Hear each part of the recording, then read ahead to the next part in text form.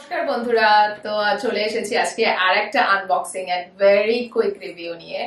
তো এই হচ্ছে সেই বক্স, এটা আমি অর্ডার করেছি ফ্লিপকার্ট থেকে।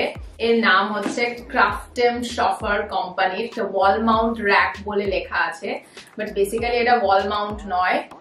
খুললেই তোমরা বুঝতে পারবে জিনিসটা কি। এটার এখন চলো আনবক্স করি।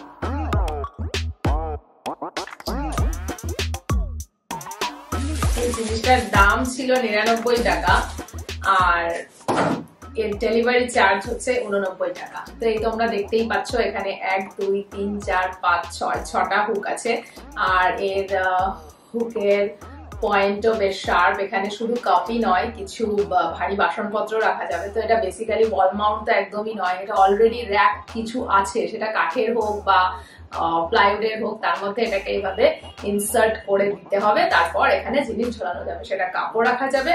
তবে ডেন্স আছে, কাপ সহজে হ্যাঁ এইভাবে সাইড করে রাখা যেতে পারে, আর কিছু বাসনপত্র রাখা যাবে। তবে র্যাকের স্ট্রেংথ কেমন তার উপরে ডিপেন্ড করছে। কিন্তু এটা আমি একটা অন্য পারপাসে কিনেছি, সেটা আমি ড্রেসিং টেবিল ডেকোরেট করার পারপাসে কিনেছি। কিভাবে আমি এটাকে ব্যবহার করেছি সেটার একটা ছবি এখানে আমি অ্যাটাচ করে দিচ্ছি। এটা বেসিক্যালি লোহার তৈরি। এটা যদি পাশের কোনো গ্রিলের দোকান থেকে বানানোও যায়, দেখা গেল ওর থেকেও কম দামে বানানো গেল।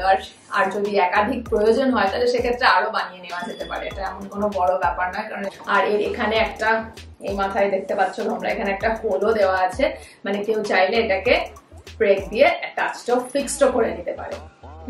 So wrap for this video. If you find this video informative, then follow for more. Till then, ta-ta!